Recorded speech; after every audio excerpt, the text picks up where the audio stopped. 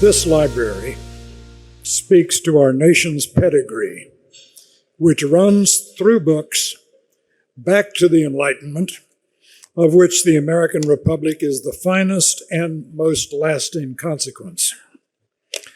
This magnificent space is a reminder in an age besotted by the new media that books remain the primary carriers of ideas, and that ideas remain the most consequential human creations. It is altogether right that we meet here to honor Gordon Wood, whose books have taught this nation that ideas, good ideas, created this nation. Gordon Wood could hardly have imagined at the outset of his luminous career that, 6 decades later, his ideas would be sent into political battle over the meaning and virtue of this republic. His ideas are deployed in books that will be read as long as American history is read. Today, however, many hectoring faux historians who fancy themselves radicals cannot fathom the radicalism of the American Revolution, which, as Gordon Wood has said, made slavery a problem for the world, slavery and all other forms of tyranny. So, Bismarck, it turns out, was right. There really is, as he said, a providence that looks after drunks, babies, and the United States.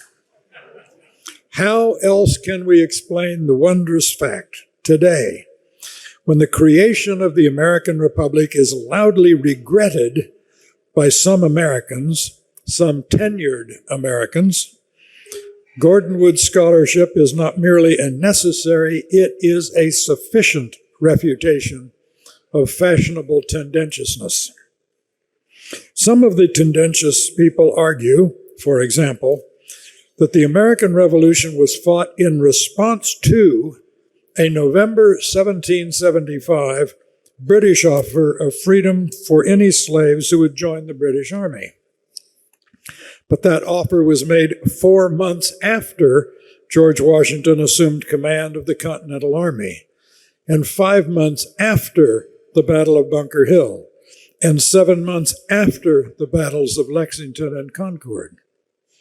Now, we hardly need Gordon Wood's heavy intellectual artillery to demolish the ludicrous proposition that the revolution was caused by a British proclamation that was issued in response to an already raging revolution. Rather, we need and we honor Gordon Wood because he teaches not merely that ideas have consequences, but that ideas are humanity's longest lasting consequences, and that the revolution was a consequence of admirable ideas. Gordon Wood's ideas about the nation's ideals are today having this consequence. They are ready refutations of all those who believe, or pretend to believe, that the nation was at its birth and remains a retrograde influence on the world. Henry Adams was correct in saying that a teacher attains a kind of immortality because one never knows when a teacher's influence ends. For a very few teachers, of whom Gordon Wood is one, their influence radiates with increased velocity and impact as the years pass. We Americans are an argumentative lot. If you don't like arguing, you pick the wrong country. Today, however, Americans are arguing with unusual vehemence about the contribution of this republic's founding to humanity's story. Some ideological axe grinders say the contribution was negligible or even negative. We know the high stakes of arguments about the writing of history. We know because George Orwell told us in 1984. He said, "He who controls the past controls the future, and he who controls the present controls the past." The present contest between those who admire this republic and those who don't is happily not a fair fight because the admirers have Gordon Wood on their side. It is said that, as a rule, no prophet is honored in his own country. Ladies and gentlemen, tonight we refute that rule as we honor Gordon Wood. I don't know what to say. I'm overwhelmed by these tributes, especially from people for whom I have the greatest respect. It's just overwhelming. And of course, it's unbelievable honor to be here to receive the Philip Merrill Award from ACTA. For a number of years, I've been on the selection committee, and you'll notice that in the program. I didn't have anything to do with my own appointment. In all those years, I would nominate people, but it never occurred to me that I might become the recipient of this distinguished award.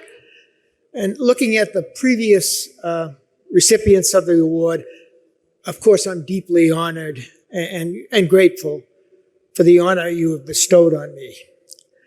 Now, this is a special year for ACTA, 25+1. I realize now that decades ago, I participated in ACTA affairs before the organization became famous. I only later became aware that I had been present at the creation of something very, very important. Sometime in the mid-1990s, Jerry Martin, whom I had known from some previous academic business with NEH, invited me to come to Washington and talk about the founders. I don't recall the details, but I remember that John Patrick Diggins joined us, my first meeting with Jack Diggins. I miss very much the moral seriousness and earnestness of Jack Diggins. Right now, I think the country needs someone like him. We were interviewed out of doors and joined by a young woman, Ann Neal, who later, of course, became president of this distinguished institution. Now, what I want to do tonight, very briefly, I hope, is make a few remarks about the extraordinary times that we're living through, which you know about as well as I do. In addition to experiencing a pandemic that has disrupted and changed our lives in many ways, we are undergoing major changes in our race relations and in our understanding of our nation's history. We're going through a massive, and I mean a massive act of atonement for the 400 years in which blacks endured the oppression of slavery and then later segregation. Colleges and universities, large business corporations, and elite institutions of all sorts have been stumbling over themselves in their eagerness to demonstrate their anti-racist credentials. We have toppled or removed statues of anyone associated with slavery or the Southern Confederacy. The lost cause has really become lost, and nobody seems to be publicly defending it any longer. The culture has radically shifted. The Congress has established a new federal holiday commemorating the end of slavery. With the killing of George Floyd and the reinvigorating of Black Lives Matter, our police forces will never be the same. And as a consequence of what's happening in race relations, neither will our history, it seems, ever be the same. For the past 50 years or more, academic historians have been writing about slavery and race with an unprecedented intensity. In the era of critical race theory, this recovery of the history of slaves and Black lives has reached a fever pitch. There's hardly a dissertation in American history now being written, it seems, that doesn't deal with issues of race or marginalized people in one way or another. Now, since the revolution is the most important event in our history, bar none, much of this revisionist scholarship has focused on the revolution. These revisionist historians have turned this event that founded our nation into something we can scarcely be proud of. The revolution, like our progressive politics, has become all about race, gender, and identity. Those marginalized by former histories declares one of the most distinguished of recent histories of the revolution, now assumes centrality as our stories increasingly include Native peoples, the enslaved, women, the poor, Hispanics, and the French. The French, how did that get in there? As key actors. Now, there's no doubt that it's time for these stories to be told, and they should be told. But if these formerly marginalized people become the central actors in the story, as they do in the recent narrative histories of the revolution, these accounts are bound to emphasize the revolution's dark and shameful side, with little room for any other side. White male supremacy and what is now called the genocidal treatment of the Native peoples necessarily dominate these recent histories of the revolution. The revolution has become an event of white privilege and white supremacy in which blacks, women, and the Native peoples were sidelined and suppressed. These accounts of marginalized people may be necessary, but they are hardly sufficient. They are hardly sufficient explanations of what the revolution was about.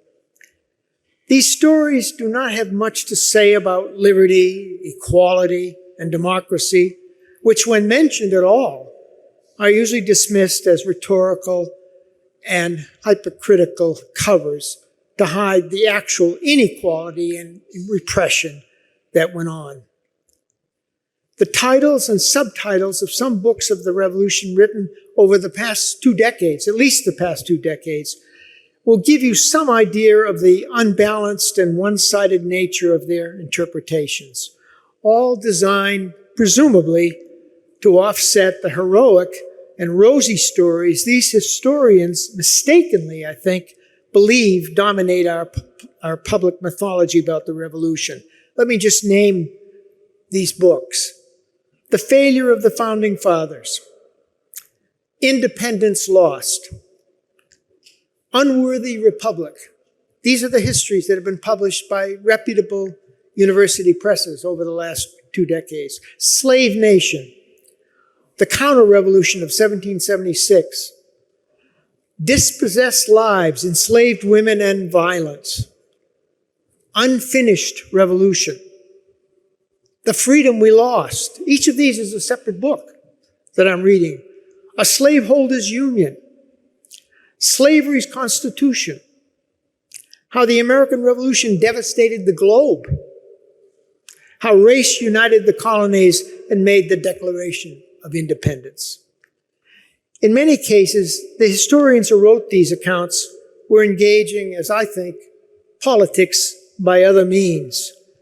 They are activist historians who want a usable past, a past that can somehow change the present. When even historians themselves admit that they are trying to illuminate conditions of the present by casting a harsh light on previous experience, I'm quoting, and then declare that the revolution was a failure, producing more misery than freedom, it's not surprising that activists and journalists became involved in emphasizing the dark side of our history.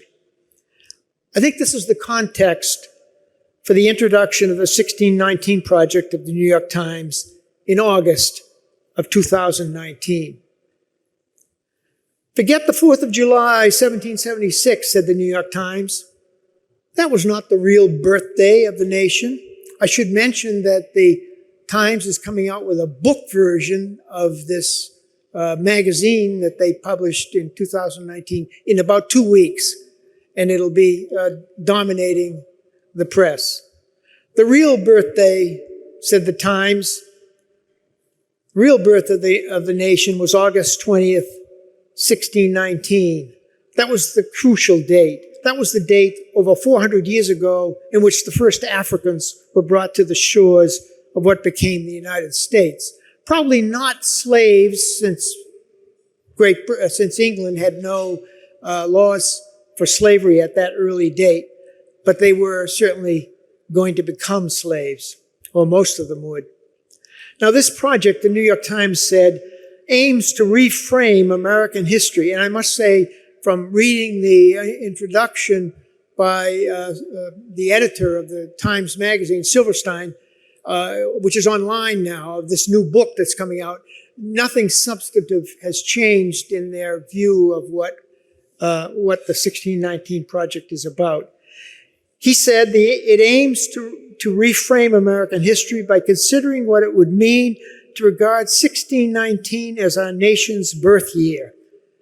To do so, the Times said, we have to put slavery and the contribution of Black Americans at the very center of the story we tell ourselves about who we are as a country.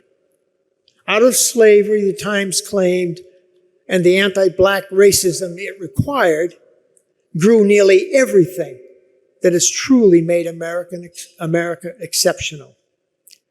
According to Nicole Hannah-Jones, who was the originator of the project, the American Revolution was a hypercritical example of white supremacy, mouthing values that whites violated at every turn.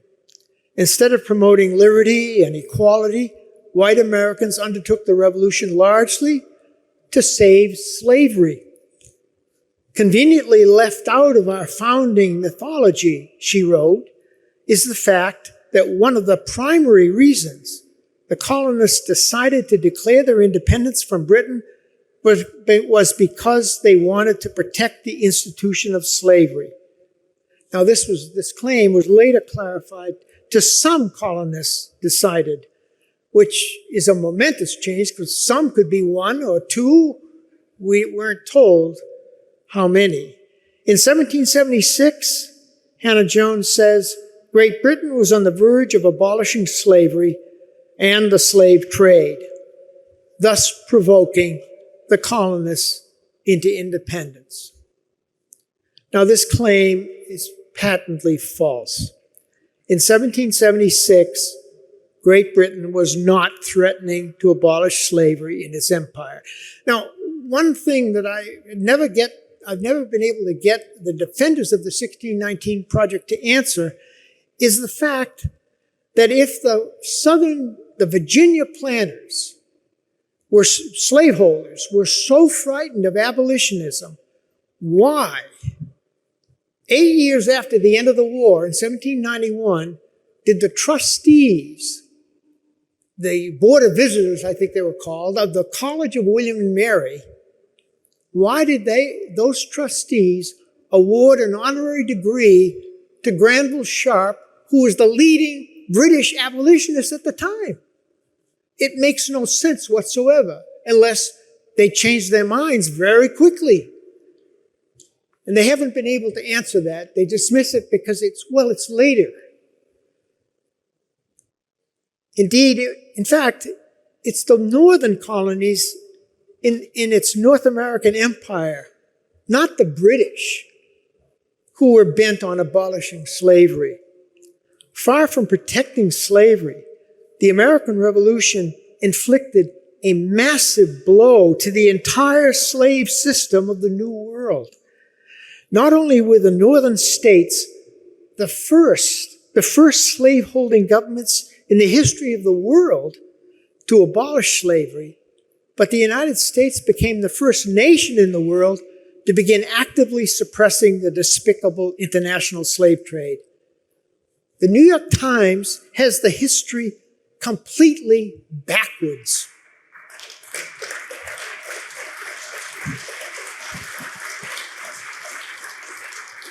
Nevertheless, the Times, and the Times, you know, is a powerful institution, intends its Project 1619, as they said, an educational outreach that involves creating a curriculum that will be brought to the students in the schools throughout the country.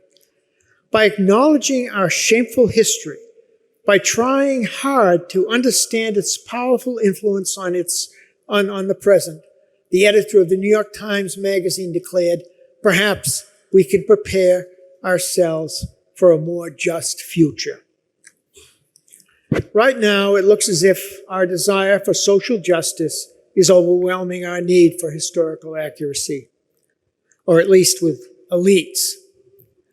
As historian Matthew Karp has recently pointed out in an article in the Harper's that came out in July, Hannah Jones and other Kindy and other black intellectuals nowadays sit not at the margins, but near the core of the American cultural elite, writing for the nation's most influential journals, winning its most prestigious prizes, and receiving acclaim from its most powerful politicians. No one should ever, of course, minimize the importance of slavery and the Jim Crow segregation in our history. But to make 1619 the birth date of the nation, and to make slavery and segregation the frame for interpreting all of our turbulent and our complicated past, is not only false to the totality of our history, but it will divide us further and undermine whatever sense of comedy and unity we have left. Ordinary Americans seem to be increasingly aware of this. The revolution and the principles that it articulated, liberty, equality, and the well-being of ordinary people, are really the only things that hold us Americans together and make us a single people. We're not a nation in any traditional meaning of the term nation, that is, a people with a common ancestry, and we've never have been. John Adams doubted at the outset that we could ever be a real nation. In the United States, he said, there was nothing like the patria of the Romans, the fatherland of the Dutch, or the patrie of the French. All he saw in America was an astonishing diversity of religious denomination and ethnicities. In 1813, he counted at least 19 different religious sects in the country. We are such a hodgepodge of people, he concluded, such an omnium gatherum of English, Irish, Germans, Dutch, Swedes, French, etc., that it's difficult to give a name to the country, characteristic of the people. Now, during the antebellum decades, the United States became even more diverse as European immigrants poured into the country, and the difference between the free and the slave states became more palpable and more contentious. We became even less of a traditional nation, and we were certainly not very united. In the antebellum period, Americans really referred to themselves as a nation. The Union became a substitute for the word nation. And since the individual states commanded most of people's loyalties, that union was not very strong. The breakup of that union in 1861 was, of course, not unexpected. Now, it was Lincoln's genius to grasp the peculiar and fragile nature of the United States and to see that a nation of immigrants, a nation of diverse states, needed something other than an ethnic basis for its nationhood. He found the words, he found the ideas to make us a single people and to justify a nation that never had been a traditional nation. It was Lincoln who almost, I think, single-handedly turned the revolutionary leaders into the founding fathers. Throughout the antebellum period, most Americans applied the term founding fathers not to the revolutionary leaders, not to Jefferson and Washington, but to the 17th century founders of the colonies, such as John Winthrop, John Smith, William Bradford, Lord Baltimore, William Penn. They were the founders. After Lincoln and the Civil War, the revolutionary leaders and the framers of the Constitution became the founding fathers. For Lincoln, Jefferson became a proxy for all of these founders. When he said in 1858, "All honor to Jefferson," he paid homage to the revolutionary leader who had written the document whose words best bound the different peoples of America together and that document demanded, in his mind, the ending of slavery. Half the American people, said Lincoln in 1858, had no direct connection, no direct blood connection to the revolutionaries of 1776.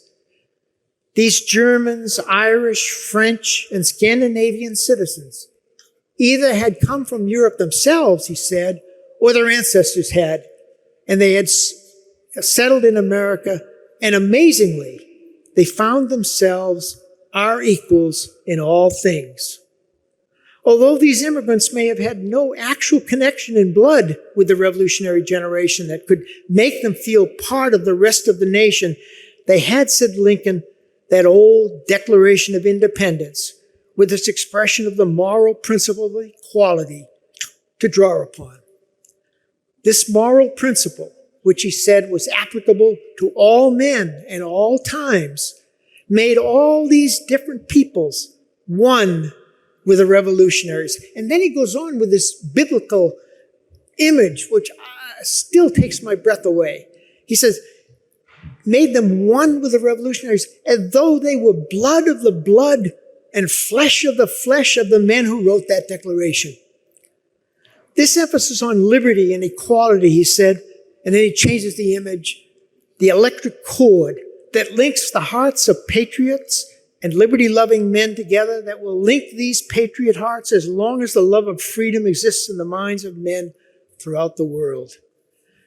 Lincoln used the phrase in the Declaration that all men are created equal in order to make a nation out of an ethnically and racially diverse people who lacked a common ancestry. That was never a nation.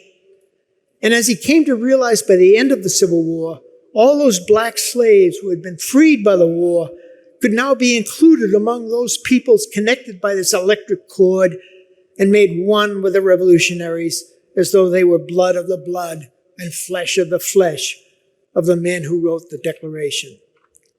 This is why I think the founding has so much meaning for us Americans.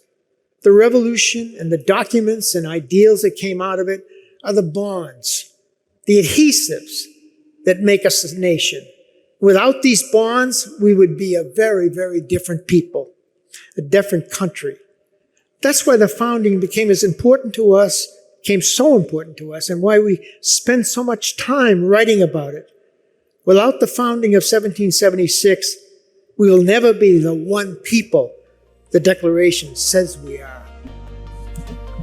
Thank you.